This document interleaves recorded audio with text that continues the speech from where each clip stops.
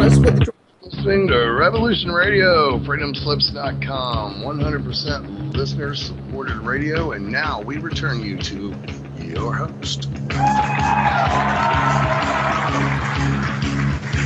Welcome to the Dr. Rima Reports. Welcome to the Dr. Rima Truth Reports. I'm Rima Ilebo, MD. I am the medical director of the Natural Solutions Foundation. Our website, www.drrimatruthreports, D-R-R-I-M-A, truthreports.com. With me, as always, my co-host and co-trustee of the foundation, Ralph Fusatola, J.D. Good evening, Ralph. Good evening, Dr. Rima. Great pleasure to be here tonight.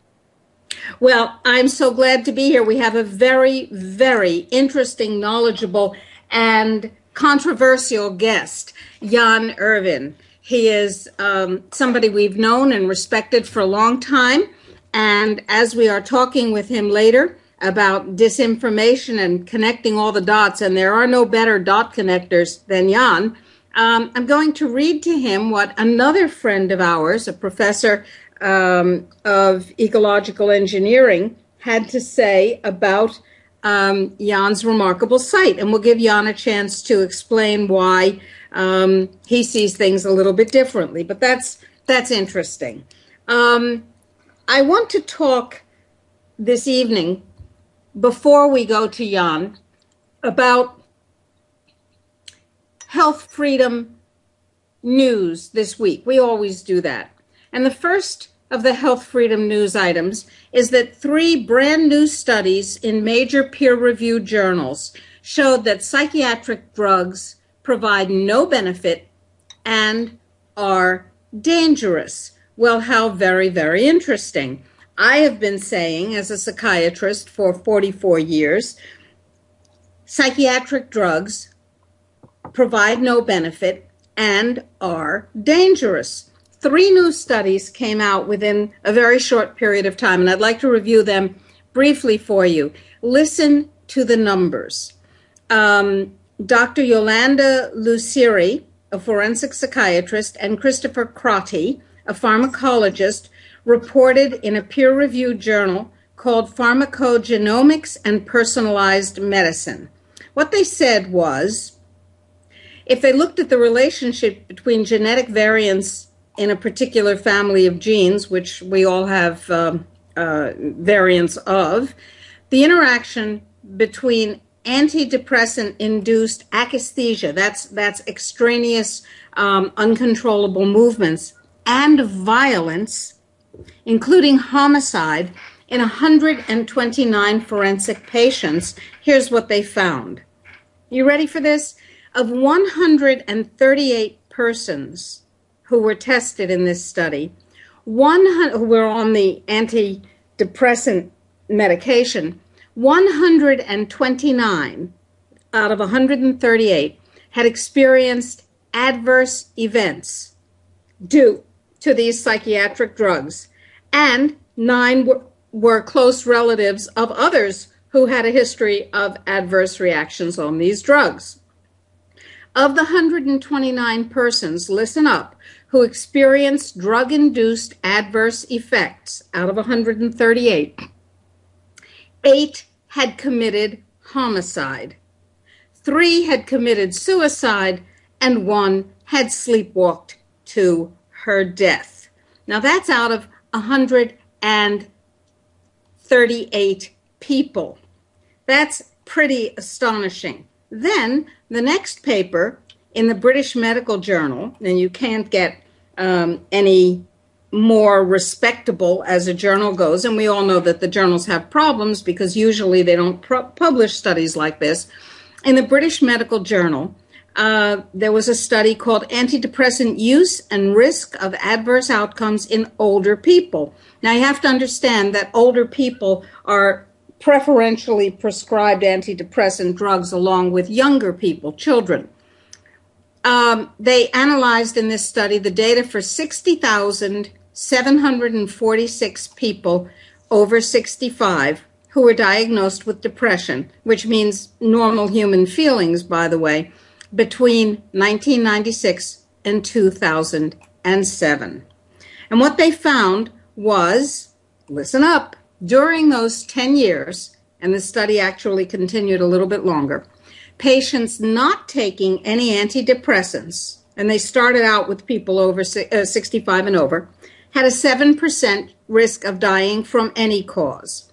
The risk rose to 8.1% for those taking the older antidepressants, with which we have more experience, but increased to 10.6% of patients prescribed the SSRIs.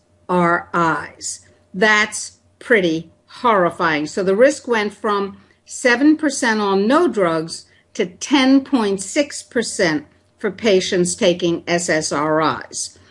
Now, that's fairly horrifying. The third paper is even more distressing. 10 to 20% of soldiers, according to U.S. government data, who see heavy combat duty develop lasting symptoms of PTSD, or post-traumatic stress disorder. And about a fifth of those who are treated are prescribed an antipsychotic drug in JAMA, the Journal of the American Medical Association. And remember, antipsychotic drugs are very, very powerful and toxic drugs, which cause permanent brain damage in everybody who takes them. The Journal of the American Medical Association report by prominent psychiatrists on the faculty of Yale University examined the treatment outcome for veterans suffering from post-traumatic stress disorder whose treatments with SSRI antidepressants failed and who were then prescribed antipsychotics. Well, any idiot with a medical degree knows that SSRI antidepressants do not work for post-traumatic stress disorder, but what the hell, right? Now, they found, quoting from the study, after of treatment with these dangerous and very, very damaging drugs, the veterans who were prescribed Risperdal were doing no better than a similar group of 124 veterans who were given a placebo. About 5% in both groups recovered, and 10 to 20% reported at least some improvement. So the drug didn't do anything beneficial, but it certainly does damage the liver and the brain and cause suicidality and so on and so on. These three reports are just the latest in a string of scientific reports, untainted by industry influence, that's very interesting, that examined the evidence and found that current psychiatric drugs don't do much good and do a lot of damage. Now, the field of orthomolecular psychiatry, which means nutritional psychiatry, has some shady characters in it, and we'll talk about it and its background that I learned about from Jan, our guest tonight.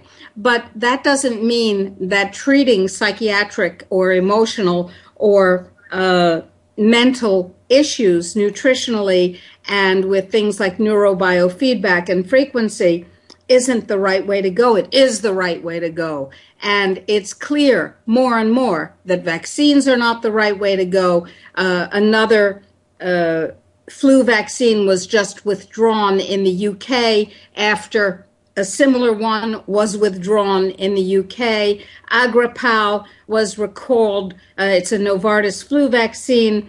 Canada bans Agriflu and Fluad flu vaccines. They're just too dangerous and they don't work. They increase the chance of serious pneumonias. So we're talking about nostrums that make a lot of money and can do a lot of harm. And the reason you take them is brainwashing. And that leads us to our guest. However, I want to pause and ask Ralph for your comments before we go to our study of brainwashing and some of the methods that have been used, including the development of the whole psychedelic drug movement. Interesting. It's going to be a very interesting program. Yes, well, there's been more health freedom news this week, and I think among the biggest pieces of news are the increasing number of articles that are appearing about the antibiotic-resistant pathogens that are floating around. What are they calling it now? The antibiotic resistance apocalypse? Yes, and they is the World Health Organization. They warned we are facing an antibiotic resistance drug apocalypse. And of course, what their solution is. GHSI. Well, why don't you talk about that a little bit, and then we'll talk about what our solution is, which now is our product with our label, and we're so excited about it. Absolutely. GHSI, Global Health Security Initiative. It's one of those wonderful public-private partnerships that the global elite and Mussolini and people like that are so much in favor of. This particular one brings together the UN, the United States, and all the usual suspects, the Gates Foundation, probably, the Blumberg Foundation, all the usual suspects. And it's led by these two so-called scientists who are protégés of the Secretary General, who have published articles in peer-reviewed journals, which basically say that the most cost-effective way of dealing with pandemics is to make sure there are less people born and more people dying. Less vectors and less victims. Yes, the most cost-effective way of dealing with pandemics. And of course, if you think that's insane, well, then you haven't been brainwashed enough. Right. So, because we have an antibiotic apocalypse coming upon us, we need to get rid of people who could catch these diseases or spread them. But one of the most well-established and well-understood antibiotics, which kills viruses and bacteria and parasites, is silver. And the best form of it is nanosilver.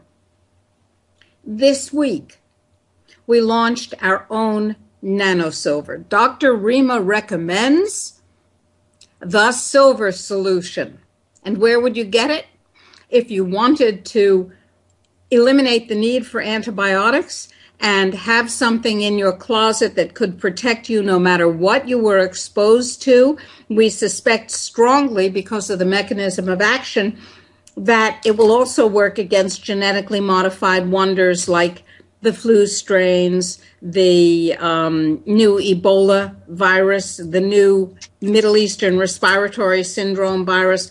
We haven't tested them, but based on the way the nanosilver works, we do believe that it's your only safety, because God knows a vaccine won't protect you against anything except seeing the pharmaceutical industry go broke, and the terrible tragedy that would be for all of us. So how do you get it? You go to drrimaknows.com. That's drrimaknows.com. And there you will find the 10 part per million frequency-infused silver, nanosilver, that I literally am willing to bet my life on. Indeed. Great product. Yeah, it really is. We're very excited about it. drrimaknows.com. It's the first in the Dr. Rima Recommends series of products. Excellent.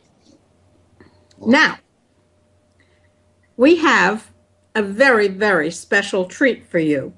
Jan Irvin is just an amazing guy, and it's Irvin. I keep wanting to say the V as a W the way you do in a lot of European languages, but that's wrong. It's Jan Irvin. He has an amazing background, and I'm going to ask him to tell us about it, introduce himself, and then we're going to leap into the connection between psychedelics, MK Ultra, disinformation, lies, and of course, who else would be in the middle of that than, yada, the CIA. Jan, welcome to the Dr. Rima Truth Reports. Thank you for having me, Rima and Ralph. Okay. Well, tell us a little bit about you, who you are, how you got to be where you are studying what you do. Well, I basically got interested in studying ethnomycology and ethnobotany about 20 years ago and began writing my own books and things in the early 2000s, and I've run my own podcast since 2008. I've produced a number of documentaries and things like that, all that good kind of stuff. Let's see, published 2 books. 3 have been written. I didn't publish one of them that I've written. Working on another book right now regarding MK Ultra and all of that good stuff. And so that's my basic background. I'm an autodidact, I would say. So, if people want to know where my educational background is from, if you're looking for some authority, I don't have it, but you can go in and check all of my citations and verify them on their own merit. And so, that's basically who I am. I run the Gnostic Media website, www.gnosticmedia.com, and also Trivium Education, TRIVIUM education.com, and there's a couple of other websites out there. But anyway, that's a brief summary. Well, right. It's a very interesting summary, and I wonder if you would tell our listeners why you use the word Gnostic in your website name. Well, and it's interesting because originally, we were doing a lot of religious studies, and that's how it got started. And when I had started the podcast, I kind of changed it to a lowercase g just for knowledge media. That's where we get the word knowledge from, is from gnosis or Gnostic. So it's really knowledge media, but I've had the company for so long, and people knew it, and it was hard to change it after the fact, so I just leave it now. And a lot of times people will say, well, it's not Gnostic, but at the same time it is, because Gnostic is following through knowledge and information. So that's kind of how I got onto that, and how I got into investigating MK Ultra research would be through my ethnomycology research. I'm actually the publisher of the famous or infamous Dead Sea Scrolls scholar, depending on whose side you want to come from, John M. Allegro. He authored the book, amongst many others, The Sacred Mushroom and the Cross, which was published in May 1970. Probably the most book published since Charles Darwin's On the Origin of Species. And so looking... I want to ask you to give a brief synopsis of what that book says, because there may be people out there who have read this wildly controversial book. There may be people who have not, and it's important. Sure. Well, the summary of the book is that Judeo-Christian religions early on used psychedelic or psychoactive substances as part of the rituals. John M. Allegro, he came out in 1970. He was a Dead Sea Scrolls scholar. He was, one of the original 8 that were sent to translate the scrolls. And in 1970, he came out and published this book, The Sacred Mushroom and the Cross, and he pretty much immediately destroyed his career.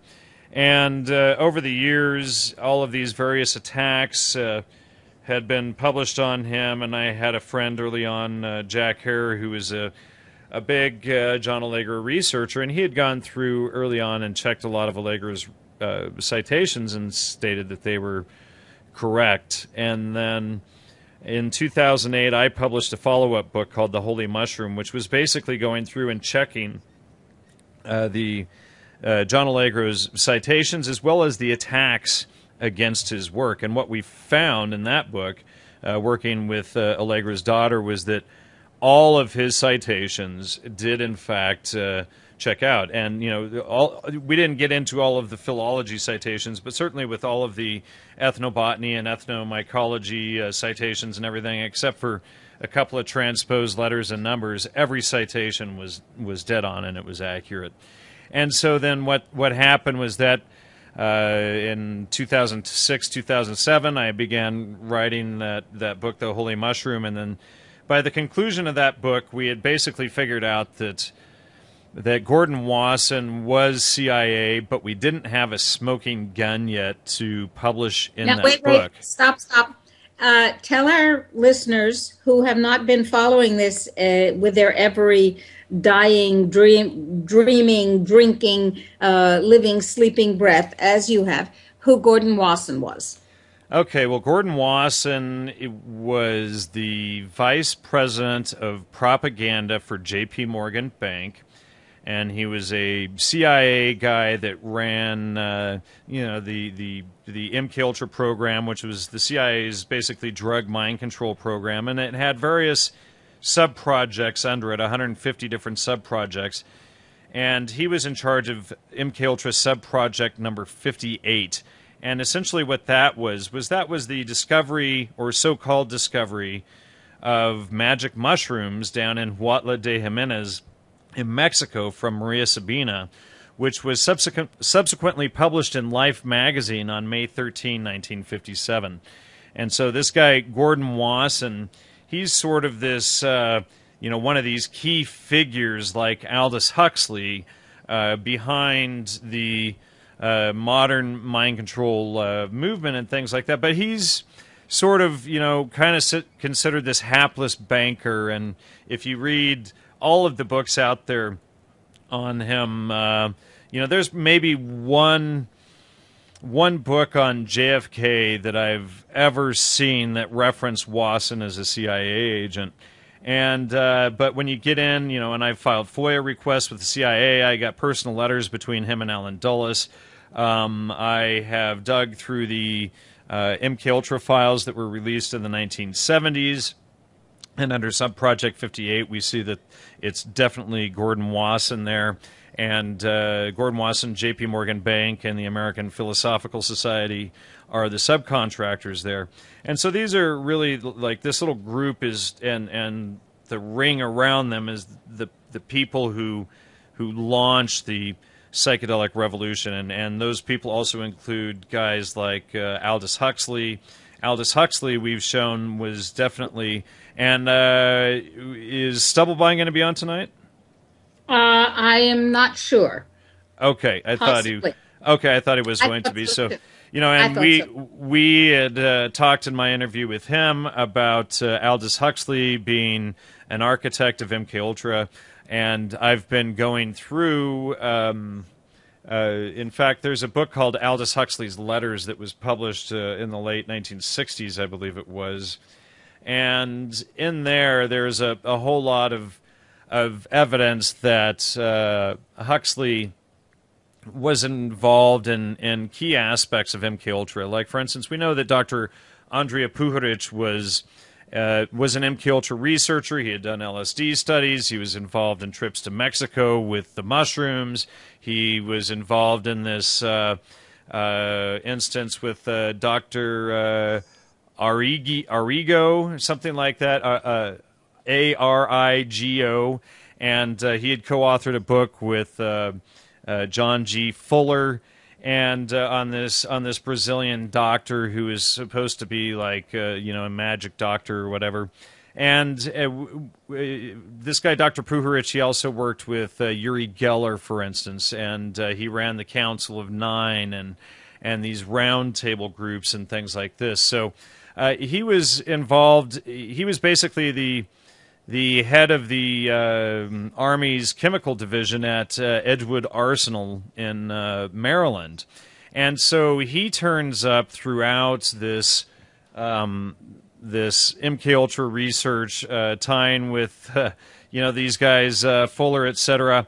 And but we can see that he is directly friends with Aldous Huxley. Another doctor that we know that was MK Ultra was, for instance, Dr. Oscar Janiger. And he, and there's this letter here. Thank you for your letter and the enclosures. And, Time magazine shows up everywhere, but he says, Time has been its unusual, pleasant self, but Time is always playing up both sides of the Hegelian dialectics, Time and Life magazines, and you'll always see them throughout promoting and then antagonizing the whole drug scene. Another doctor that turns up in these private letters of, or these letters of Aldous Huxley is MK Ultra Dr. George Estabrooks. And Estabrooks, Dr. Colin Ross has dedicated a whole section in his book to Estabrooks. There was so much on his involvement with the MK Ultra program. And we see Aldous Huxley even recommending Estabrooks, when he retires, move to La Jolla, California, because there's this organization there, like Western Institute for Advanced Studies and some other one there that he thinks would be great for Estabrooks to do more studies at. And then throughout Huxley's letters, we see him writing about, for instance, Humphrey Osmond. Humphrey Osmond was another key player behind MK Ultra. And Humphrey Osmond worked with this guy, and this is your favorite, Abram Hoffer. And Abram Hoffer was another MK Ultra scientist. Abram Hoffer and Humphrey Osmond and John Smithies together, they created the word entheogen. And then against the official story, it was actually it was Osmond who later created the word psychotomimetic, and then it was Osmond who... I'm going to stop you. Go I'm ahead. going to stop you, Jan. You are deeply schooled in this area, but I want to go back to some of the basics here. Sure. Because first of all, a lot of these names are only vaguely familiar, if at all, to some of our listeners, maybe a lot of our listeners. And second of all, if somebody is listening to this show, driving or at home doing something else or somewhere else, and they're saying, well, what do I care? I don't use psychedelic drugs. I don't use mushrooms, or not often if I do. And so what does this have to do with me? So what I'd like to do is turn your attention to how the creation of the term psychedelic, the CIA MK Ultra program, which we know did horrendous things to people, that was revealed in the congressional hearings, and allegedly the CIA said, oh, were we not supposed to do that? Okay, we won't do that anymore, which of course was nonsense. How does the trickle down or the gush down of MK Ultra and psychedelic and the mind control and brainwashing program touch every single person in the world under the influence of the U.S. and its minions at this point? Well, in one way, just one way only is, for instance, just the pop music culture, and that's still today with people like Miley Cyrus, etc., and they're promoting this whole scene today. But if you have children, stop. Let's stay with that. Music is enormously important, and it is a mind control technique. I've said for many years, no social movement is ever won without music, and I point to the Vietnam War and civil rights and so on. So it's a very important way of controlling people's thoughts and behaviors and emotions and beliefs. So how is Miley Cyrus, let us say, to talk about that particular one example, impacting culture, beliefs, behaviors, and choices? Let's talk about how it goes in practical terms, because often it's very theoretical, and it's not theoretical at all. Well, for instance, just lately, just to give you one example, Miley Cyrus is working with this guy from the Flaming Lips or something like that, Wayne Coyne, or however you pronounce his name. Anyway, he is basically trying to mimic this guy from the 1960s known as Vito Palakas. And Vito Palakas and his wife, everything that we know today about the hippie look and dance, or like the sort of deadhead look, that whole look, the dress, the whole attire, everything about it came from this couple, Vito Palakis and his wife, and I've actually interviewed his wife on my show, Sue Palakis, and she denies all of this. But when you get in and you study, for instance, Dave McGowan's new work, and he's just published a new book, Weird Scenes Inside the Canyon, that exposes how all of the bands out of the Laurel Canyon music scene, all of them were the sons and daughters of military intelligence across the board. Whether, like Jim Morrison, he was the son of Admiral Morrison, who launched the Gulf of Tonkin incident. Whether it was the Mamas and the Papas, the Byrds, or you go right down the list. All of these people worked in the intelligence community, and even the Beatles, they came through the infamous Tavistock Institute. But so what we saw back then was this guy. Whoa. Hold on. Let me just give you a little background on this guy Vito. Sure. Good. This guy Vito, he essentially created back then what was the freaks, and they would go out to these nightclubs and they would do this freak dancing, and they would promote the whole drug scene, even though they admitted that they didn't really do the drugs, and they were tied in with all the bands. So like when the Byrds first launched, who were the first hippie band, basically, the Vito and the Freaks were right there. So going back to your question about Miley Cyrus, how does she tie into all of this? Well, she is doing this thing with this guy Wayne Coyne from the Flaming Lips, and they have even a new video out right now, which is basically a whole remake, 45 years newer, of this 60s theme, and they even call it the Super Freak video. And this guy Wayne looks very similar to Vito Palakis. He's much older. Miley Cyrus is much younger. When Vito married Sue Palakis, when they first got together, she was like 16. They got married right when she turned 18. And he was like in his late 40s. And so we have this whole similar theme playing off today. So they're basically trying to recreate the same thing that they did in the 1960s. But I really recommend your listeners who really want to understand how the CIA and the intelligence community, and there was even a military base in Laurel Canyon where they had a massive movie studio, production studios, etc. But that's Weird Scenes Inside the Canyon by Dave McGowan, and I've had him on my show twice recently, and I do recommend people also go to my website and they can check out those interviews as well. Excellent. So let's pick up on the Beatles and Tavistock. What was the Tavistock? What is the Tavistock Institute? What did it have to do with MK Ultra, and how did the Beatles get tied up in that? Well, the Tavistock Institute originally was supposedly created to figure out, what happened to people when there was, what do they call it, bomb shock or whatever, from during the war when a bomb goes off next to you, and how they could basically get the soldiers to recover quickly and then get them right back out there on the field. And when you look at war, especially, field combat war, it's basically a form of eugenics. You put a bunch of guns in boys' hands, and then you put them in the ditches, and you tell them to kill each other, and then you put a guy behind each of them with a gun and say, kill any of them who don't go out and kill. And so this is basically a way to constantly, how they would thin the herd down rather than elevating people. They just, massacre them by the millions in these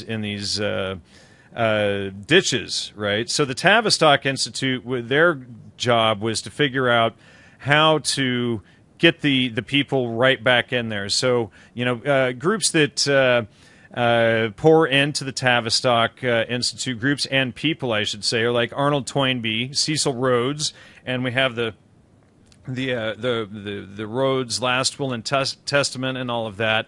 The Club of Rome, David Rockefeller, Committee of 300. We've got the Ford Foundation. We've got Kurt Lewin, London School of Economics, Lord Northcliffe. We've got Sigmund Freud that pour into that, and Walter Lippmann, who of course was like Edward Bernays, who was a major propagandist, and he worked with Gordon Wasson at the Century Club, and then another guy by the name of Wilhelm Wundt. And, so these are basically the key factors that pour into the creation of the Tavistock Institute, and also others that worked at the Tavistock Institute were Edward Bernays. We get, philosophies that what they worked on were cybernetics, which comes from Kybernetes, which is essentially government control. Aldous Huxley, of course, who you're very well familiar with, he was a member of the Tavistock Institute. And as was Arnold J. Toynbee, we've got Eric Trist, Eric Miller.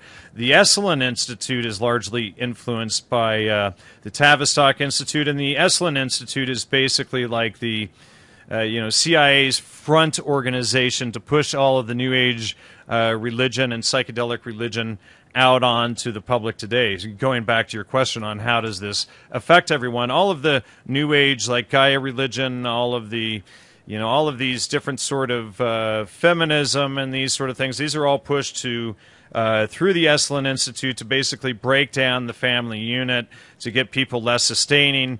And you can get into, like, on my brain database on my website. If people just click on the brain up there at the top, they'll see the database. And they can go in there and check out the Fourth World Battle for the Mind, for instance, in there. And there's a lot of information on different things that they have used to essentially dumb down the masses. If you look at it like as a single-pronged attack, you're not going to see it. But if you see that they're using many different things, fluoride in the water, chemtrails, GMO foods, wheat and mycotoxins, and telling people to eat low-fat diet and these sorts of things, all of these things really pour into how, this, and it was originally created by William Sargent, who wrote a book, Battle for the Mind, and it really ties into all of this. And then they have the Fourth World Wilderness, essentially, which is all of these forms of mind control coming together. But all of these different layers sort of tie into this Tavistock Institute. And so, anyway, that's kind of a summary. Oh, also, I should say the Macy conferences, which were very influential in the foundation of MK Ultra, and were actually funded by the CIA. Those are also directly tied to the Tavistock Institute. Okay, so now I'm listening to you tie things together, and I hear a low-fat diet, I hear music, I hear psychology and psychiatry, and I see the approach of psychiatric drugs in what you're talking about, and suddenly I begin to say to myself, if I did not know very much about this topic, whoa, it sounds a whole lot like somebody was trying to take over an entire culture. And they put their heads together and said, what are the aspects that strengthen a culture? And therefore, what are the aspects that we need to weaken and destroy? Well, let's see. There's family, there's health, there's autonomy, there's social cohesion, there, so on and so on and so on. And sure. Well, let me just interrupt you for a second. Let me give you a rundown directly from the database. So we would have basically literally dumbing us down, critical thinking removed from public schooling, the 2012 scenario a few years ago, destruction of the family, destruction of the middle class, the environmental movement, feminism, fluoride in the water, Gaia hypothesis, geoengineering and chemtrails, global warming, GMO, modified foods, neo-shamanism, logic removed, basically people's lack of knowledge of the informal fallacies, the New Age movement, pharmaceutical industry, pornography, positive thinking, which of course is off balance, and uncritical thinking, not checking things before you believe them, professional sports, Project MK Ultra, of course, the psychedelic revolution, psychiatry, quantum physics comes in there, and I talked about that somewhat with Stubblebine in our interview, the sexual revolution, television, and then, of course, Dr. Andrea Puharich's Council of Nine. UFOs can fall under there, vegetarianism, virtual reality, wheat, the Woodstock Music Festival, and world citizenry. And those are all things that pull up in the database under the Fourth World Battle for the Mind. What about Agenda 21 and how it fits into all of this? Well, Agenda 21 would definitely fall under like the Gaia hypothesis, and what they want people to do is basically treat the planet like a religion. If you look up James Lovelock, he was a member of the Lindisfarne Association, Right. and the Lindisfarne Association, they're influenced by cybernetics. Lawrence Rockefeller was there, again, the New Age movement. Their big hero there is a guy by the name of Pierre Teilhard Desjardins, and he was a Jesuit priest, and he came up with the omega point theory, etc. But all of his ideas basically funnel into this Lindisfarne Association. We have people like Gregory Bateson, who was a key player behind MK Ultra, Gary Snyder up at UC Davis, who is another MK Ultra player. He is there. Joan Halifax. We've got Mary Catherine Bateson, Maurice Strong, Stuart Brand, etc. They all fall under this Lindisfarne Association.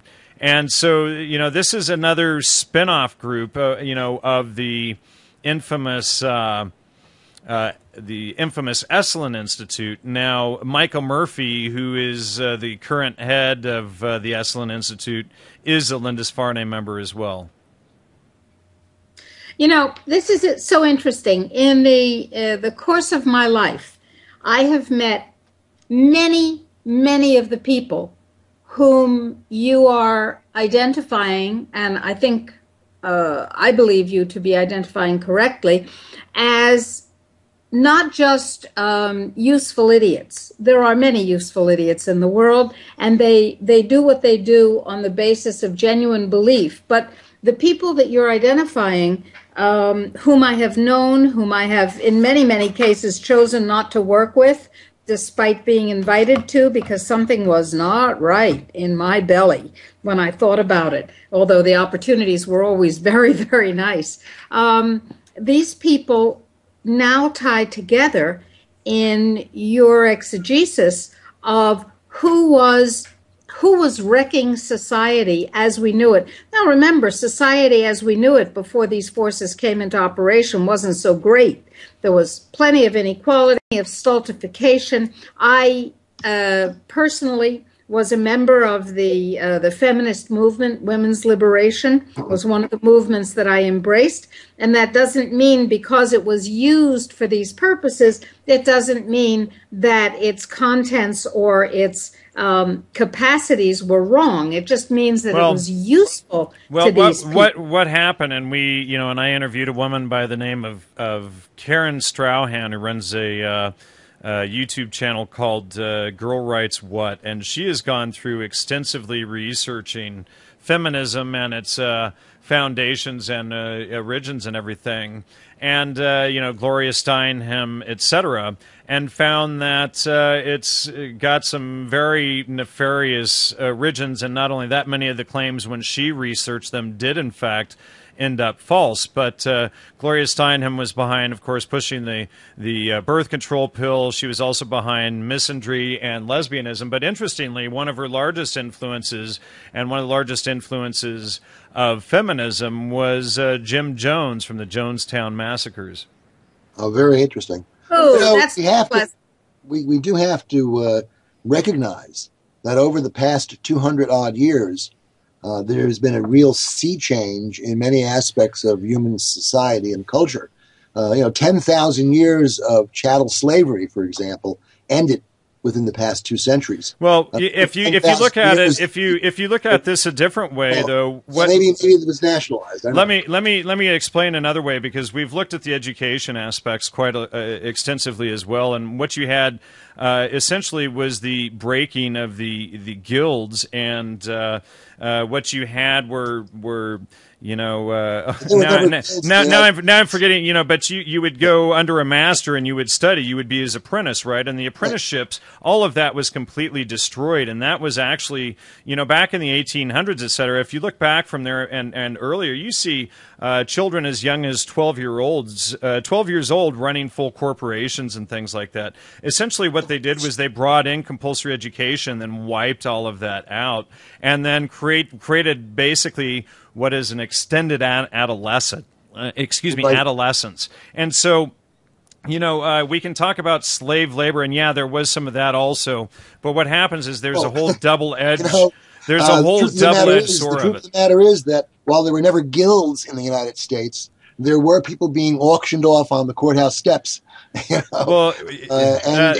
we can't, early on there were definitely apprenticeships and things like that. We can't pretend, that changes like that, the ending of chattel slavery or selling people and undermining a very specific traditional way of education and independence are two different things. So we have to also recognize those two different things. All I'm trying to suggest is that while we look at the past few decades and find ourselves bemoaning, and I do it too, our loss of freedom and our loss of control over our lives, we have to realize that when you look back over the past 500 years, we are still, in a very important stage in the development of our human culture and our understanding. 500 years ago, there was no true understanding of how a market economy operated. Even 100 years ago, there really wasn't.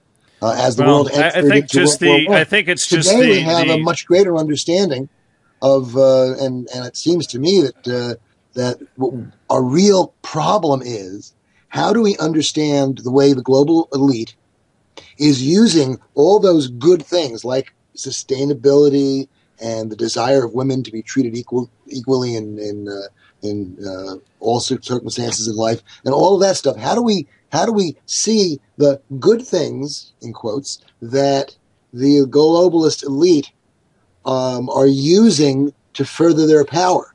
Let me just say there, Ralph, that I think what's going on is we have different forms of control that are just there was back then they had mind control version 1.0 or 2.0. Right. Now they're running version 6.0. Hey. All they do is they while the appearance may look free, today we have kids that before they're out of college, they're debt slaves, paying off $200,000 worth of college debt before they even get their lives started. So they're going to be paying that off at $600,000, $2,000 a month for the rest of their lives, essentially. And so and when you get into this though, they figured out that they didn't need to keep people in shackles to keep them in slaves. It doesn't mean that the slavery isn't there. It's just looks different. It has a different veneer on it. Hey, the 13th Amendment did not abolish slavery. I agree. The 13th Amendment only abolished private slavery. All it did was it made slavery even across the board for everybody. The slave masters in the South, not exactly, because it says many of the slave owners in the South realized that it was too expensive to keep older retiring slaves to pay for them and take care of them. So they realized that if they could create debt slaves and get them out onto the society, they could create a whole different type of slavery with that.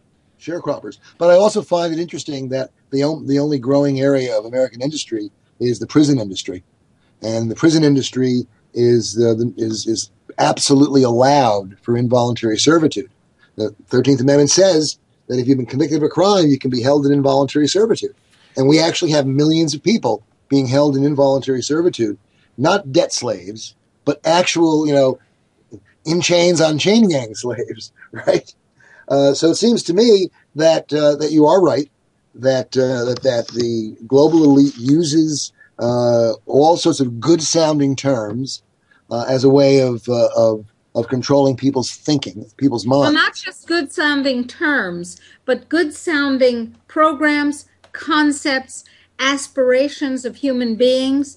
The global elite cleverly, very, very cleverly, uses the highest and finest and noblest parts of ourselves to destroy us and to enslave those who survive. This is more than just semantics.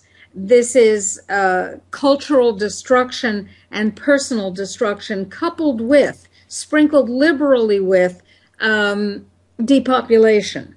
Oh, absolutely. Right.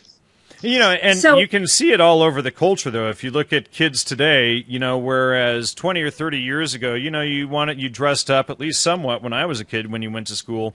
Now the cool look is to look like a gangsta. It's like the lowest degradation you can go, right? The girls want to look like whores, and the guys want to look like gangsters, and that's what it is to be cool now. There's something else. Think about the popularity of the skull.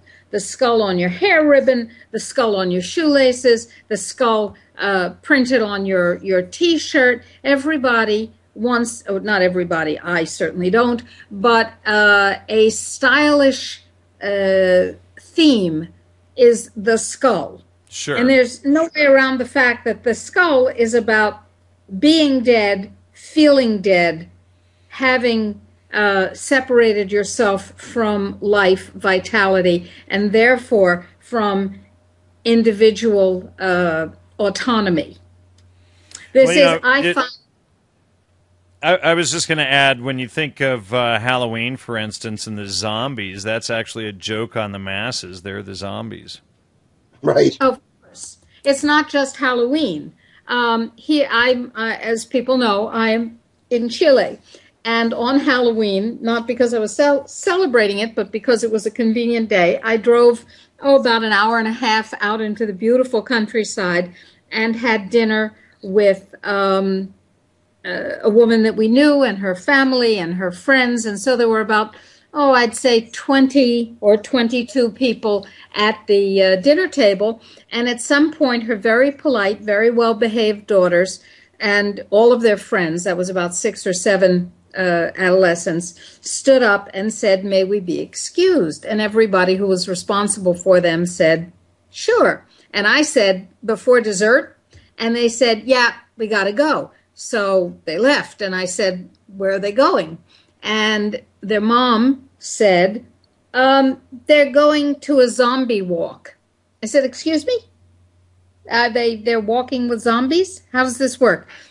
She said, "No, they're all getting dressed up as zombies. They're going to try to look dead and rotting. And then they're going to walk through the town and have a parade. And they'll give a prize for the person who looks the worst." And I thought, I have just been exposed to a cultural manifestation of such ominous quality that in this two-language communication system, because some people spoke both English and Spanish, some spoke one or the other, and so ideas had to be simplified. I said, there is no possible way that I can communicate what I would like to about the zombie walk. Dr. Rima, think about that. If you're going to depopulate the planet by 90 or 95%, don't you need a cult of death? You certainly do. What happened during the Great Plague? Weren't there basically bunches of people wandering, celebrating death? Exactly. And if you look at the popular culture, you see very, very frightening aspects of this. And I would like to introduce another idea here that I don't know if you've looked at, Jan, maybe yes, maybe no. And that is that when children are separated from their mother at birth, especially if they are put into incubators and deprived of tactile and interactive skin-to-skin sensation, at about age 15, they start killing themselves without psychoactive medication. Something happens to the thread that attaches us to life, kind of the psychological umbilicus that is severed when the connection with another human being, usually the mother, is severed during that early vulnerable period. The statistics are very, very powerful. So what's happening? We increasingly medicalize birth, and we put more and more and more newborns into essentially baby Auschwitz. They're taped down. They have things in their veins. They're exposed to painful and terrifying experiences and procedures, and of course it's all for their own good, right? Are you talking about B.F. Skinner's daughter, Deborah, by chance? Well, I could By very the way, well. 3 minutes before the end of this half of the program. Okay. She was not tortured, as far as I know. She was just isolated. But Right, think but about yeah, what he put her happens in a Skinner box and didn't allow her any touch or anything. But yeah, Right. I mean, I've never looked at that specifically, but surely it's got to cause a lot of problems. And you know, what's interesting is when you say that, and you were talking about at the beginning of the show, you know, medications and psychiatric murders, etc.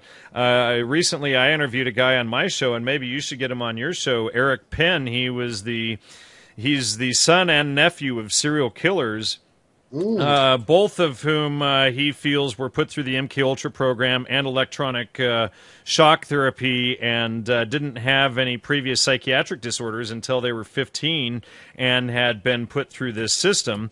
And he has found that basically nearly all of the serial killers, with a few exceptions, have ties directly into psychiatry. Doesn't and what surprise us, does it? What's because that? now we get back directly around to MK Ultra and the psychiatric experimentation with LSD and electroshock and lobotomy and a variety of drugs, a horrifying variety of drugs. Absolutely, and in fact, speaking of B.F. Skinner, he was one of the ones up there. Not only was he also working with the Social Relations Department at Harvard, he was also one of the contributors up at the Esalen Institute. So, you know, they bring in all of the world's best mind controllers up at Esalen to make sure that they have all of the latest techniques there. I keep coming back to how often my instincts have told me to walk in the other direction when I've been invited into these circles again and again. I guess I should feel flattered because they did select pretty high functioning people, but I kept saying no, and I didn't know what they were. I just knew that they felt really bad. I assume that like Bert what? had the same attitude toward that. Like who do you mean? I'm talking about Esalen. I'm talking about the Tavistock. I'm talking about various psychiatric departments that I was invited to join, and they are the worst. Well, like guys like Artie Lang are out of the Tavistock Institute. They published a lot of the books of the Millbrook gang that were involved in all of Timothy Leary's studies at Millbrook, etc. Artie Lang, of course, was at Millbrook. Right. We are almost out of time on this particular part of the show. We are on Revolution Radio.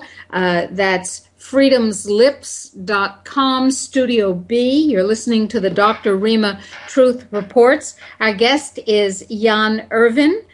He is a scholar and a teller of truth. And when we come back, I would like to read you what a friend of mine, a great supporter of our work, wrote about your work. We'll be back. All right. You're listening to Revolution Radio, freedomslips.com, 100% listener-supported radio, and now we return you to your host.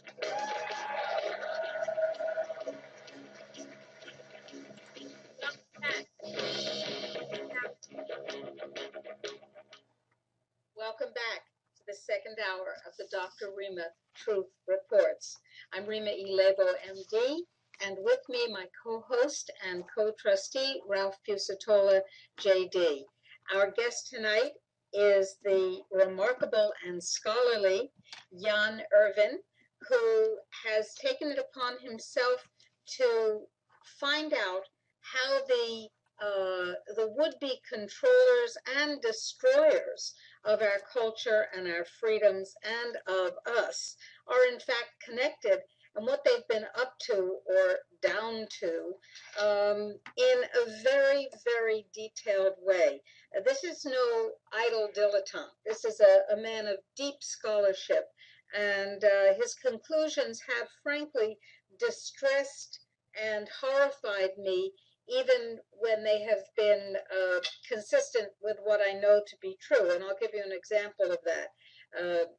For example, I am a practitioner of drug-free medicine, which means I'm very interested in and use both orthomolecular medicine and orthomolecular psychiatry. Ortho meaning correct, molecule. So you use nutrients, you use minerals, you use natural substances, you give the body what it needs to correct the problems that it's having, which are being expressed as symptoms, and voila, you have a healthy patient without having used drugs.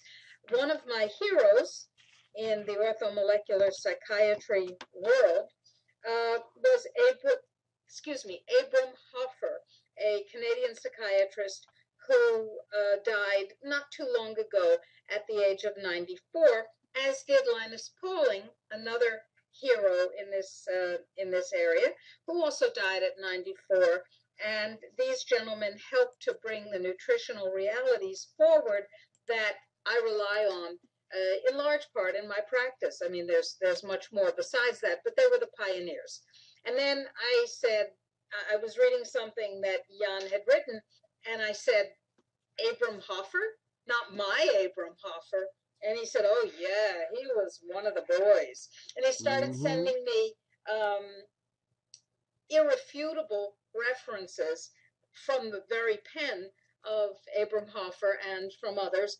And there was no question Abram Hoffer was indeed one of the MK Ultra CIA boys, which of course, and so was Linus Pauling, which doesn't take away from the incredible usefulness of the nutritional information that we have because of them. But as with feminism, as with sustainability, these the utility of something doesn't mean that its feet are clean.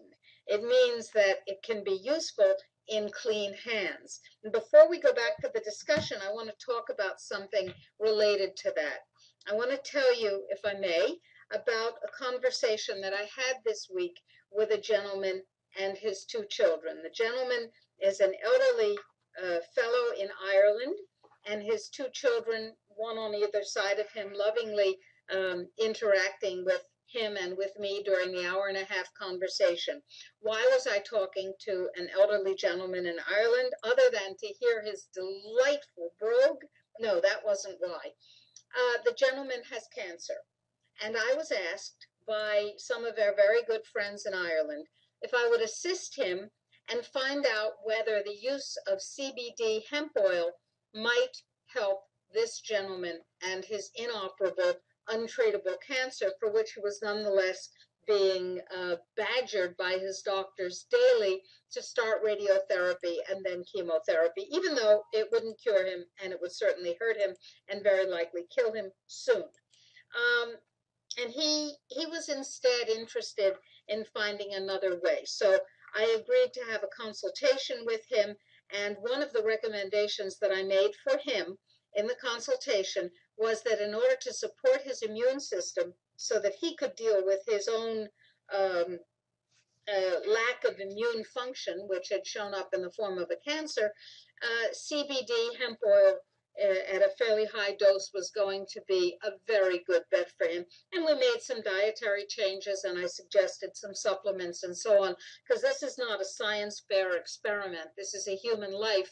And if we have an impure experiment by doing several things that give him a better chance at living, I'm willing to do that, and so is he, and so are his children. Well, he said, where can I get this CBD hemp oil?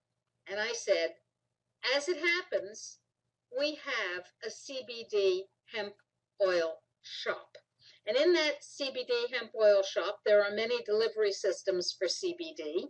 That's cannabidiol, which comes from the hemp plant and is non-psychoactive and is anti-inflammatory, and it's a pain control substance, and it has immune supporting functions and many, many other positive functions. CBD, not THC, the one that makes you high. So there's no high, only help.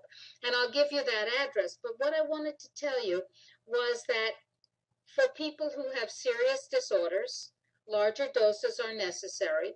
For people who have less life-threatening disorders, smaller doses are sufficient. And we have lots of different delivery systems, including a whole bunch of new flavors for our organic chocolate.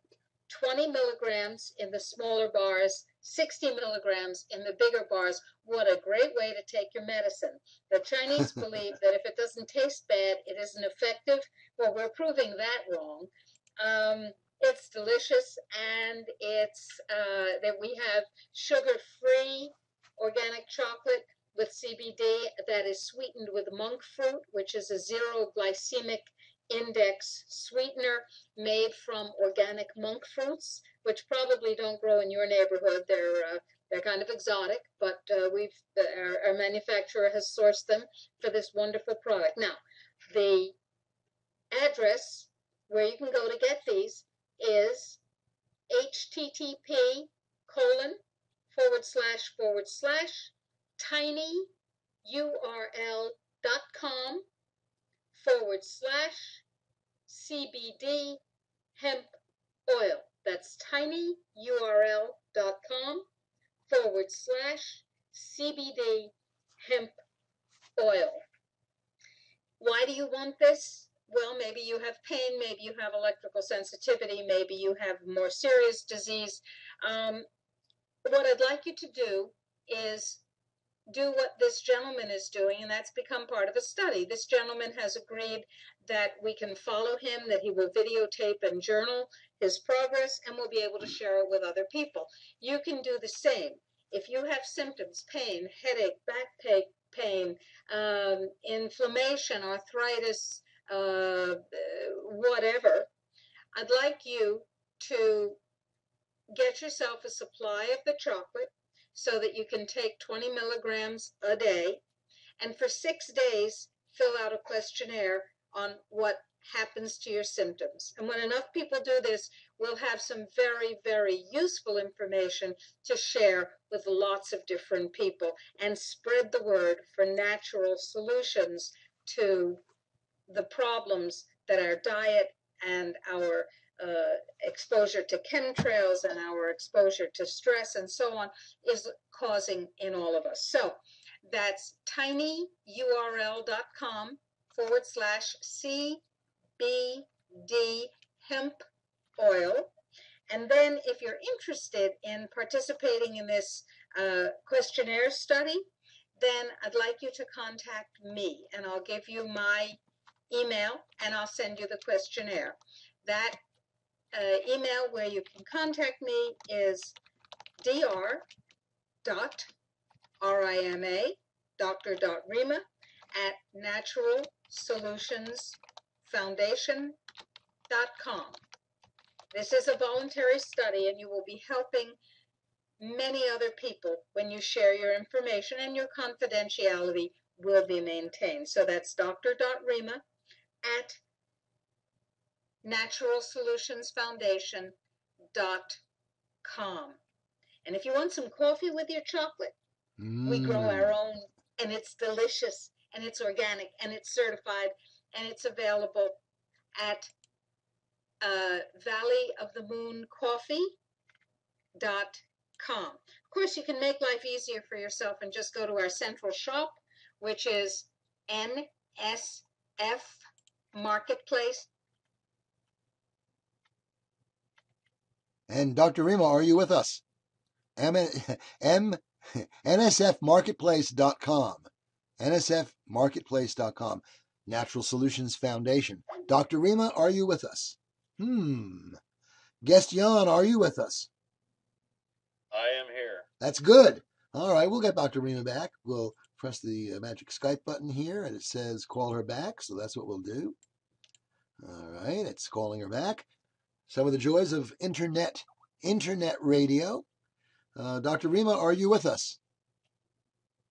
It says she is. Nope, it failed. Well, what part of the world are you in, Jan? Southern California. Southern California. Okay, there she is. Well, she's in Santiago de Chile, and I'm in the mountains of northwest New Jersey, or the hills, rather. I shouldn't call them mountains. So we're thousands and thousands of miles apart. I don't know how much you missed, because I was really interested in what I was saying. Only maybe a half a minute, not much more. So let me give you those the joys of live radio. Let me give you the instructions for getting CBD hemp oil. That's tinyurl.com/CBD hemp oil. in any delivery system you choose. Want to participate in the study and tell us what happens to your symptoms?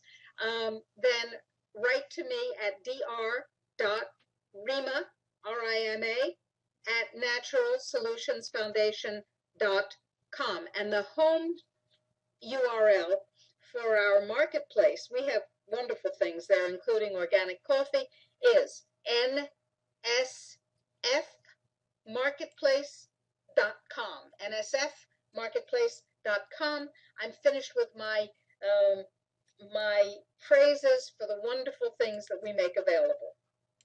Well, and did you mention, Dr. Rima, that you have your nano silver product now? Oh, I know, I forgot. Oh, no.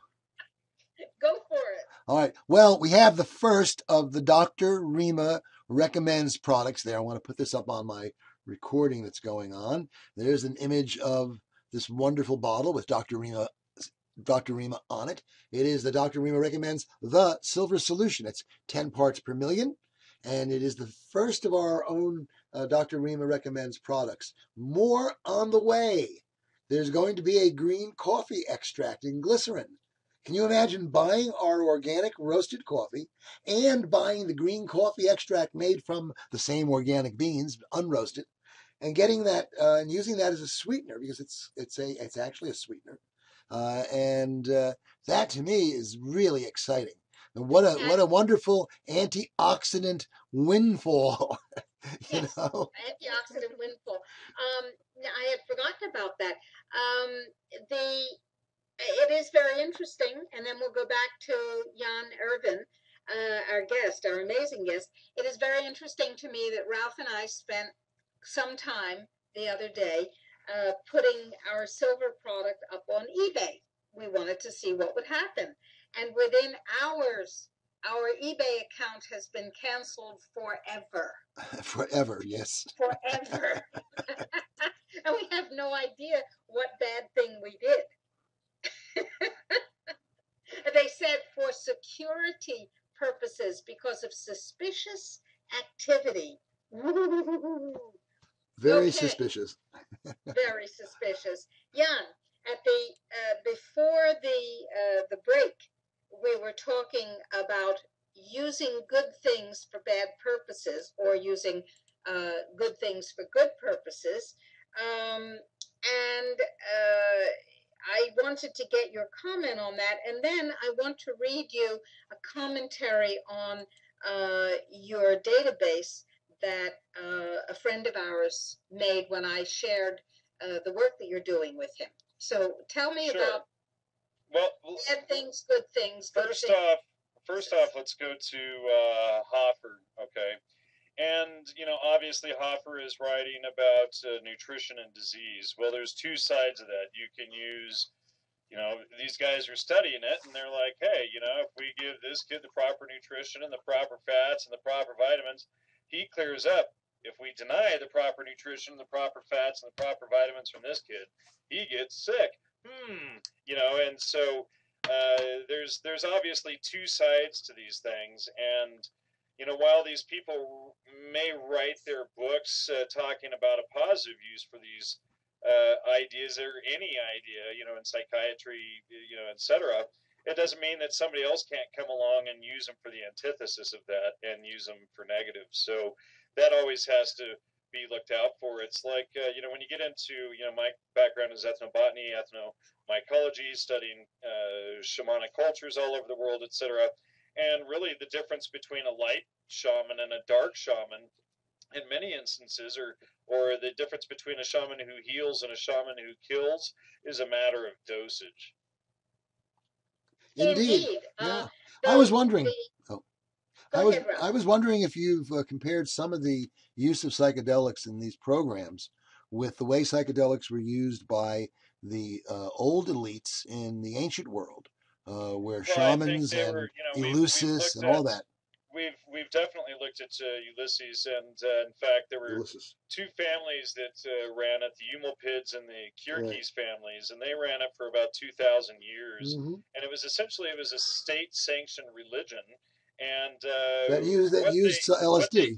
What the whole purpose of it is to inculcate the young into the culture, and then they create a mythology and all of this, and then you create a situation of hypersuggestibility with the psychedelics. Every major figure that you then use during this period to, while they're in this hypersuggestible state, to then inculcate them into the cultural religion, etc. So it creates a state of hypersuggestibility. It's the same if you look at the Santo Daime, if you look at the Native American use of peyote, if you look at actually the Mazatec, where we get magic mushrooms from, they didn't even believe that the mushrooms were spiritual at all. And Maria Sabina was very clear on that. Yeah. Well, the in Eleusis, every major figure in ancient civilization, even Greco-Roman civilization, went through the mysteries at least once in their lives. Sure. Well, so that's that, and you think about that. I mean, that's like, is that like Bohemian Grove? Well, there's two levels of it, though. You got to realize that there's the lead initiation, where they're like, hey, this is how we control the masses, and there's the one for all the masses in the slave class, the bourgeois and the slaves, and this is how we keep them under control. And it's if you think of it, see, the predator. To the predator, it doesn't matter if the so-called spiritual experience is real or not, or if it's just a biological experience. The important part is to get you to believe that the spiritual experience is real. That's a very important point.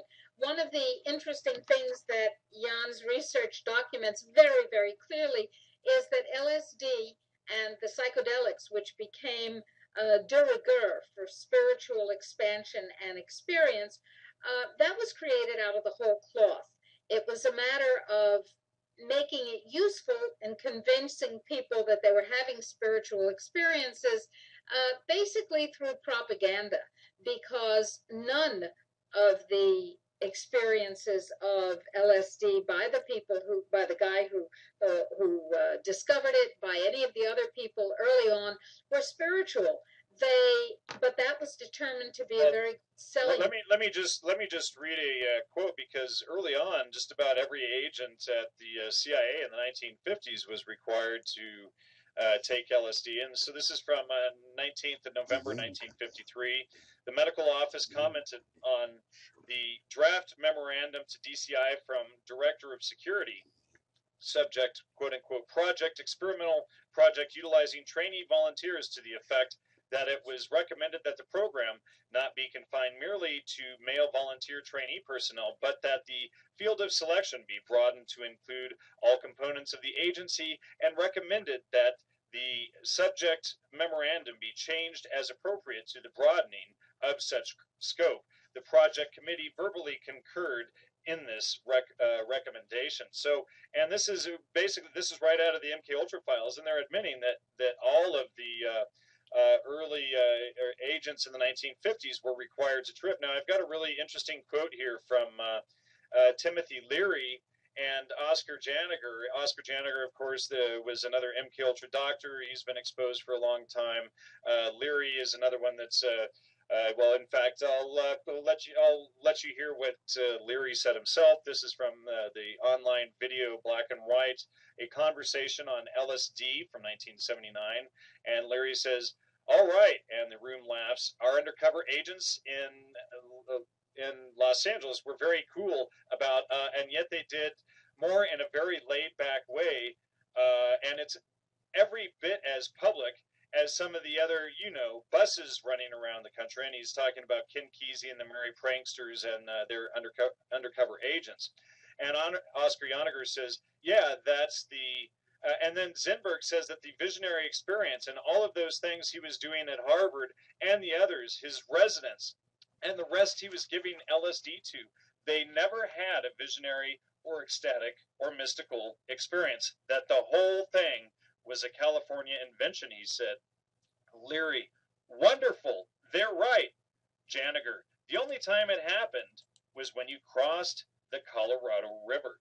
And so this was actually part of the marketing strategy, what they had to do. And when you go through the historical record, you see that in 1953, Osman and Hoffer, they create the word hallucinogen, and people have hallucinations. In 1957, they create the word 1957, they create the word psychotomimetic, which means psychosis mimicking, and then people's experiences mimic psychosis. Later on in 1957, they changed the name to psychedelic, and people started having mind manifesting and religious type experiences. And so at each stage, whatever the name was essentially the type of experience that they had to have. Now, there was even a guy, Michael Hollingshead at Harvard. He was also at Millbrook, also worked with the Brotherhood of Eternal Love. And, he was given marching orders by Leary to get back to England and give them the new program, because nobody in England was having a religious or spiritual experience. That's because nobody had told him, hey, these things are psychedelics now. So, he had to get Hollingshead back to London so that they could give the British the new program. So this is so important. People are highly suggestible under the influence of these chemicals. They're kind of like truth serums, but the truth becomes whatever you experience. And so they could be put into a set and setting, a very famous phrase, that would induce this or that or the other thing. This is very important. Let me read a couple of quotes here. This one is from Dr. Sidney Cohen. He stated this before Congress in 1966. May I add something to what you have just said, Senator? I think another thing that has to be pointed out to these young people is that the LSD state is a completely uncritical one, a hypersuggestible one, and that what happens there can overwhelm some people and yet be quite illusory. There are insights here to be found and examined, but also the great possibility that the insights are not valid at all and overwhelm certain credulous personalities. And then Marlene Dobkin de Rios says, and she was a professor of anthropology at Cal State Fullerton and associate professor of psychiatry at UC Irvine. She says, psychedelic substances like ayahuasca create a state of hypersuggestibility in which persons are very open to being influenced by others. Many traditional cultures have utilized this condition to inculcate cultural values and behaviors in young people as they receive initiation into adulthood. In the West, cultural values can be inculcated in young people when using these psychedelics, especially when using them in an antinomian context. And of course, the word antinomian means of or relating to the view that Christians are released by grace from the obligation of observing moral law. So when you look for ways to break down a culture, one of the things you want to look for is ways to convince people that they are somehow released from the requirement to observe moral law. And so basically, and just like what Rima just said there, and it's really interesting because like how we're analyzing it on how it would be misused, the predator would be looking for these techniques of hypersuggestibility to be able to go out and then do these very things to other people. So, this would be the category of the psychopath or the sociopath. Dr. Rima, does fluoride also induce this sort of suggestibility? I'll answer for her. Absolutely. Absolutely, which is why one of the reasons that you want to fluoridate the water. Fluoride, from the point of view of the predator class, and I think the use of the word predator is a very good one here. Fluoride, from the point of view of the predator class, is a very, very good substance. It lowers IQ, it increases apathy, it decreases fertility, it increases suggestibility, and it increases a state of compliance that is all of which combine to be extremely, extremely useful. I think you could ask for better. You could ask for the majority of the population, children and adults, to be on psychotropic medication, which poisons the brain further and does so permanently. And you're getting that. If you're the predator class, we have about 54% of children on medication, chronic medication for chronic degenerative diseases. And we have, I don't even know the current statistic for adults on long-term chronic medication. It's vast, it's enormous. So these things further reduce the ability to think clearly and to carry out objective critical thinking. So these are, you could say, well, but people really need those meds. And I would counter, do they really? Then how come in 44 years of practicing medicine and psychiatry with very, very ill patients, generally those who came to me after everything had failed, both conventional and what they call alternative medicine had failed them. So we're talking about people for whom all the easy answers had been used up and didn't work. Or people for whom it did work and they never came to see me. So people never needed a pharmaceutical. Never. How come? You know, Rima, I used to need pharmaceuticals. Go ahead. You know, Rima, I used to have bad insomnia problems, and when I got off of grains and went back on a high-fat diet, all of a sudden I started sleeping again. Ah, so you were having an environmental sensitivity. Oh, yeah. That was, but, and what's interesting is I've heard from a lot of other people that had insomnia, and as soon as they stopped eating wheat, it cleared right up.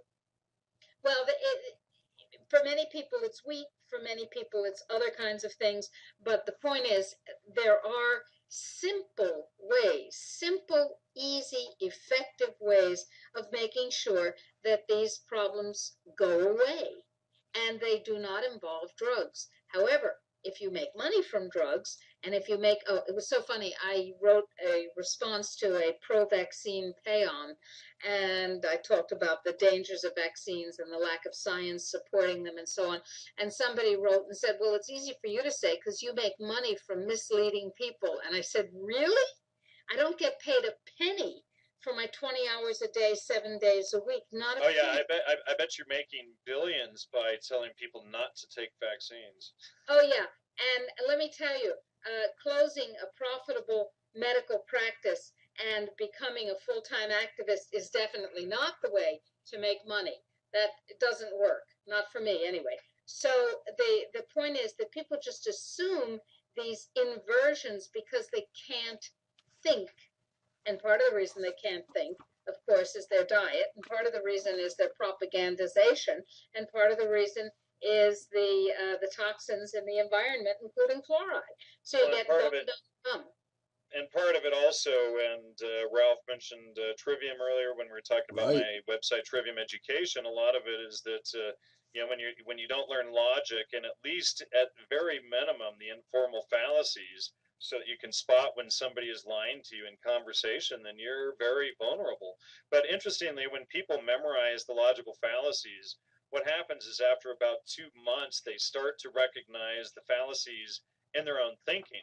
And so then when they would make an ad hominem or a circumstantial ad hominem attack on you or whatever, they would begin to be able to see that and remove it from their thinking, and then properly, be able to clear their mind and properly look at the evidence. It's like my research on MK Ultra. People have been so conditioned that the CIA were just, stupid dupes, and the whole psychedelic revolution was blowback, and therefore I'm just an idiot. And all of these hippies and New Agers come at me every time name calling. Meanwhile, they're supposed to be enlightened, peace, love, all of this stuff. But they always come at you name calling. They nearly never read the work first. And so, if you can get people to a point where they'll at least look at the logical fallacies, then they can begin to remove them from their own thinking, and they can begin to make sounder decisions in their lively, in their lives. Let me read to you. I've mentioned it several times now. I haven't shared this with Ralph yet, I don't believe. Let me read to you what a very good friend and a supporter of ours, and someone whom we respect and admire greatly in his work, said when I sent him to your WebBrain site. Okay. He looked at at your work about Pacifica Radio, and he said Pacifica was founded by a war objector way before Watts. And then he said there were many errors. And here's what he wrote. It was kind of a stream of consciousness. And I want to give you a sense of how somebody who knows how to think and is very much on our side. There's only three things there under Pacifica Foundation, which is Lewis Hill, the war activist. Alan Watts was a key guy. He's right there. And Ford Foundation. That's all that's there. So anyway. Right. So let me read. And I happen to like Pacifica Radio's programming a lot. That's not the point. He said, Pacifica programming has very little music, no punk or acid to notice, has the best ethnomusicology of any station around the country and around the world, the best gospel music program anywhere, and world music not heard anywhere, the best rhythm and blues not heard anywhere else, social issues, political issues, economic issues, environmental issues, global warming issues, and much more, best radio station anywhere. Watts started as a voluntary programmer in the 70s or so after he moved from the East Coast, after he moved from England. Music for peace, struggle for liberation, some of the best music from Peru, Mexico, Honduras, South America, best reggae from Jamaica, best music from Africa. Okay, Brazil. so I'm at a loss as to how he could have possibly gotten that from Lewis Hill and Alan Watts being linked there and nothing else. But let's go into the other side of that. They were the first radio station to promote the Grateful Dead. They promoted a socialist agenda. They promoted Agenda 21. Alan Watts was CIA and MK Ultra. Stop. I want to finish the quote, because the point that I'm about to make is right here. Okay? But there's nothing there that he could have gotten that from. There was nothing, absolutely nothing there. Wait, let me finish. I don't see what could have been wrong, though. There's a link, Alan Watts, Lewis Hill, Ford Foundation. That's it. Stop. Let me make the point. You were talking about the fallacies, and I want to make the point, okay?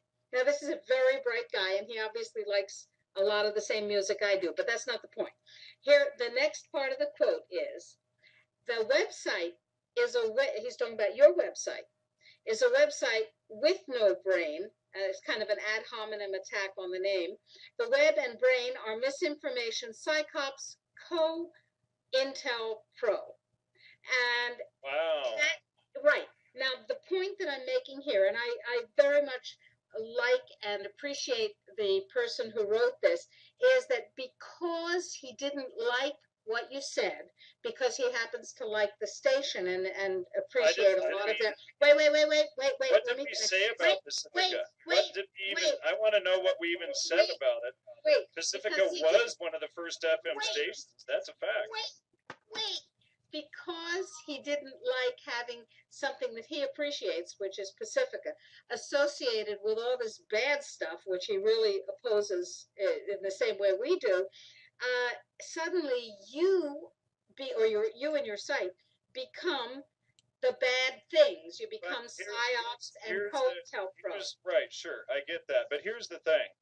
If anybody right now, they can go to my website, they can look up the Pacifica Foundation and KPFK, KPFA, KPFT, WBAI, etc. There's up above Pacifica Foundation, there's only 3 links there.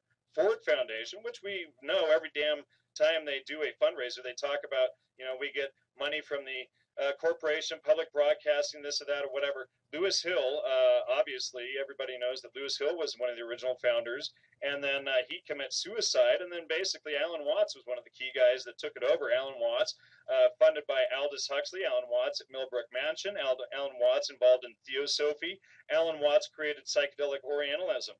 Alan Watts also was the largest influence on Richard Alpert. Alan Watts helped create the Tune In, Turn On, Drop Out theme for Timothy Leary, as did Marshall McLuhan.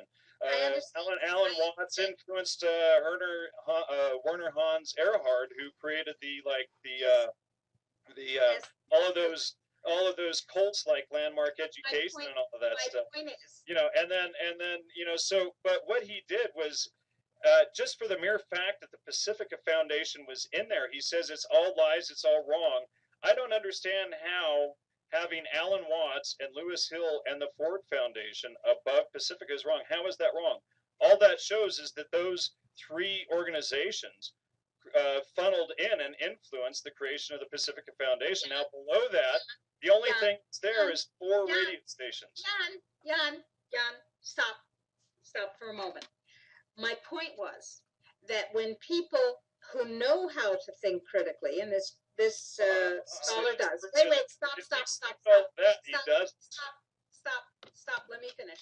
When even people who know how to think critically, become emotionally stimulated, even they stop using those critical facilities to defend what they have affiliated with. Every time I've turned on KPFK, and I donated to them for many years, I stopped because they're constantly promoting socialist and communist propaganda. They were constantly promoting Obama. They're constantly promoting Agenda 21 for 20 or 30 years nonstop. Every weekend they played the Grateful Dead, who were CIA. KPFA up in Berkeley was one of the very first FM stations which the CIA needed because FM frequency modulation carries 2 separate channels, left and right, where they could program left and right channels of the brain using sound.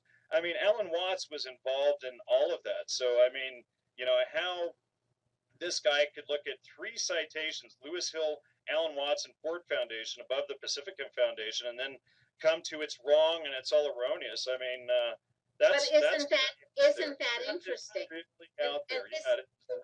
The reason that I chose to share this is that this is from a brilliant guy who is on the right side of many, many things that we share, and yet when something he is affiliated with emotionally was challenged, all of that went out the window, and what happened was fallacious thinking in terms of the trivium, in terms of the points that you've been making. That's always what happens is you know, people, what they want to do is they want to put their emotions before the facts, and so they leave. So it becomes, the database, Rima, that he looked at has over 15,000 connections in there, and for him to go through all of that would take many, many days. So, you know, that he could just go to Pacifica and stop there is ludicrous. And so the point that I'm making is that it makes sense for the predator class to control our emotions through music, through medicine, through diet, through propaganda, what they go after. Indeed. Wasn't there a famous quote from Bertrand Russell? Hold on just a second, Ralph. Let me ask you, Rima, when the London invasion happened, where do you think they came in through? I'm not sure. You mean physically where? London invasion, like the Beatles, the Rolling Stones, all of that, that was first promoted through the Pacifica radio station. Oh, yeah, that's true. And of course the Beatles, etc., were Tavistock. So, which is critically important information because they were social change agents of the first magnitude. Absolutely. You know, and that's the whole idea, is to get people so emotionally involved, you know, and meanwhile you can't, you know, hardly turn on KPFK or KPFA. Like I said, I donated to them for years. I was a listener for years. I've sat in LA traffic for years. You know, I thought, hey, you know, I'm super smart and super liberal because I listen to KPFK. Now I can't listen to any of the commercial stuff or KPFK anymore. You know, I've been a guest on Pacifica Radio a number of times and this and that. And when, you know, after a while you get tired of all of the socialist money grubbing, you know, we got to steal from those guys, you know, we got to use the guns on them to steal from them so that they can give stuff to us because I'm a loving liberal. And, you know, and not to misuse the word liberal because it really means ever befitting the free, but that mentality is socialist. And, you know, when I listen to that, and after Obama won and it was clear that, you know, he would turn the going down the wrong path, and, you know, the whole thing, of course, was a Hegelian dialectic, but right. KPFK constantly promoted that crap, constantly promoted Obama as some sort of hero, as some sort of savior. I mean, it's disgusting. It's not, you know, KPFK, Pacifica Foundation, it's not a religion, folks. What I find really interesting here is the way in which different emotions are being manipulated to basically engage in wide-scale mind control. And it's not just the music. It's also things like the false flag attacks, which are meant to induce fear and trauma. And one of the best ways, as you know from your MK Ultra studies, to mind control somebody is to be able to induce intense trauma, intense fear. And what more than airplanes being blown from the sky, buildings falling down, and then you got to repeat it over and over and over 1,000 times a day, right, on the TV. Right, and of course, all the TV programs are about that, and they're all synchronized. Maybe all the advertisements seem to be synchronized. Well, 9/11. I mean, on September 11, that morning, basically all the channels were synchronized, showing the same thing over and over. So all you could see was death and destruction. Right. Well, this is all part of this mind control. Synchronization wasn't perfect because the BBC showed Building 2 going down 20 minutes before it was hit. So the synchronization fell apart a bit. Right, for the show.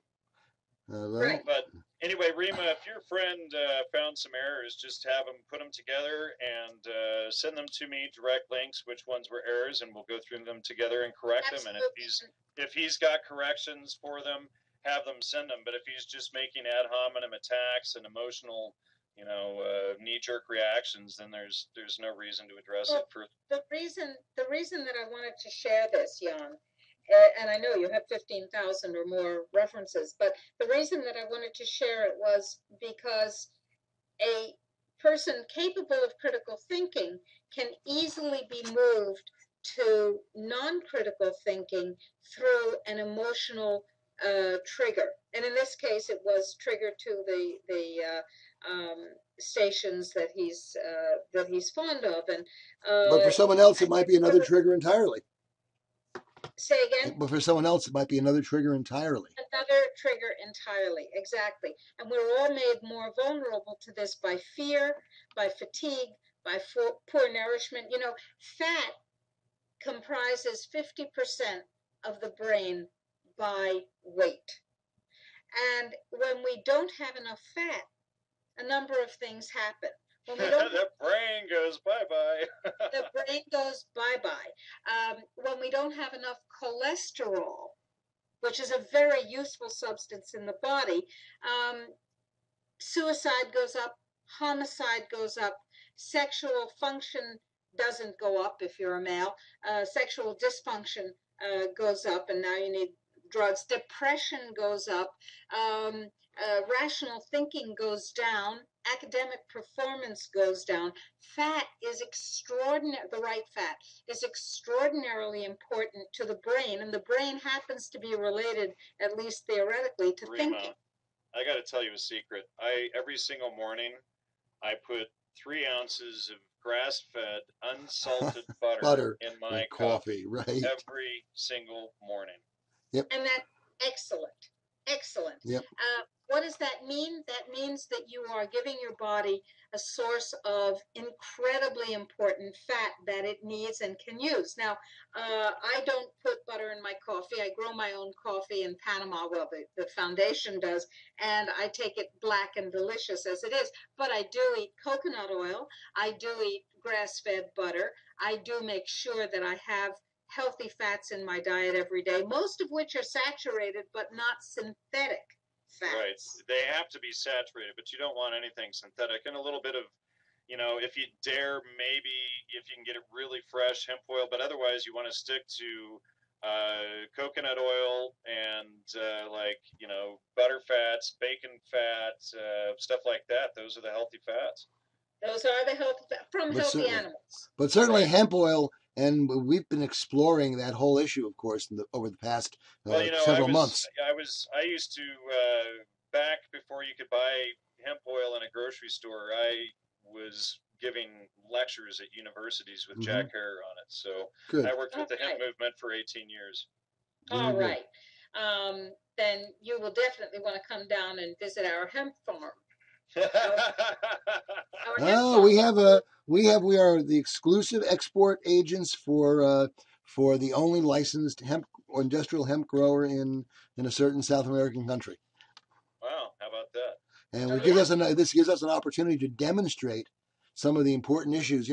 We have that coffee farm in order to demonstrate how it's possible in the tropical world for the money crop, coffee, to be grown naturally and in ways that are much better than heretofore. And we want to do the same thing with hemp. I get sick from any commercial coffee I have. I actually roast all of my own coffee. Nice. Well, we have green coffee for sale too. And we're going to have green coffee extract being made by an alchemist. We have an alchemist, yes.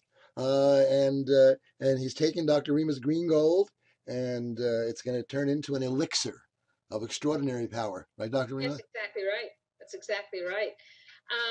So, Jan, and I did not mean to share that with you in order to attack you. I wanted to illustrate the point of what happens to reasoning when we let go of the principles of rational thought, which can happen to all of us at any moment. And sometimes that's the right thing to do. Love is irrational, for example. And if you just approach it as a rational exercise, you miss the whole thing. So what are the most important takeaways for our audience? Because I'm assuming that most of them have never encountered most of these connections that you've made before in a whole body of connections. So what's the takeaway here? Oh, boy. Well, we have about 5 minutes. I would say that the takeaway point would be that the perception of our understanding of MK Ultra and how things operated from the 50s through the early 70s with MK Ultra was not just about this Manchurian candidate, but it was about social control. The guys at Harvard, Tim Leary, Henry A. Murray, Dick Price, all of these guys, they were all out of the Harvard Social Relations Department, all of them. There's maybe a handful that weren't, but Metzner, Leary, the whole gang of them were, Dick Alpert. And so when we realize that this is all about social relations, then it forces us to take a different look and question our beliefs and what we've been told, and never really got under and looked at the facts ourselves. So I would say question, get in, look at the facts, put our information, our emotions aside. What I tell my son is when we have to do thinking, that the emotions have to go in a slime jar.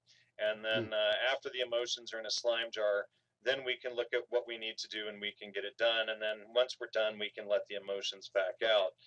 And so I would say that's probably the biggest takeaway point is, if my 8-year-old can do it, others can do it too. I'm not so sure I like this slime jar thing about emotions, but yes, they have to be separated from rational thinking. Well, when you're trying to think, they are basically slime, because what happens is they prevent you from being able to reach rational conclusions, or being, you get caught up in your biases and your assumptions and your emotions, and then you don't get in and you look at the facts. When I research, when I write on MK Ultra and all of this stuff, I have to put everything aside because all of my heroes have been destroyed. I mean, when you study ethnomycology, everybody's big hero in ethnomycology is the founder of the field was R. Gordon Wasson. And so, in 2006 or 2007, I was working on this paper, and the only way anything made sense was as I was pacing in the backyard for a half an hour trying to figure it out, it hit me. Oh, Wasson was CIA. Now I get it. And at the time it didn't occur to me that, his clique of direct friends, and there's, maybe 200 of these guys right in the center that did this stuff. But all of these guys were CIA. And the hardest part to go from was, thinking, okay, well, this one was CIA. Now you realize, oh, the question wasn't which one was CIA or which ones, it was which ones weren't. And then you can, filter things out and see things from a new angle. But logic always comes after grammar. You always ask who, what, where, and when, and then why, and then how. You never put why before who, what, where, or when. Now that's a very, very important lesson. Real quickly, who's at the center of this enormous spider web? What's at the center of this enormous spider web?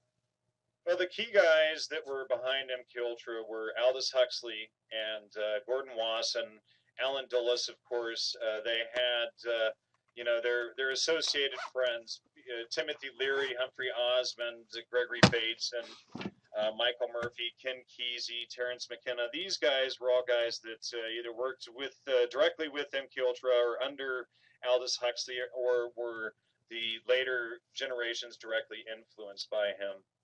And so, once we get to see this and see that they were mostly associated around guys like Aldous Huxley and around the Esalen Institute, then it gives us a new lens that we can begin to see who these people are and, separate our belief systems from them.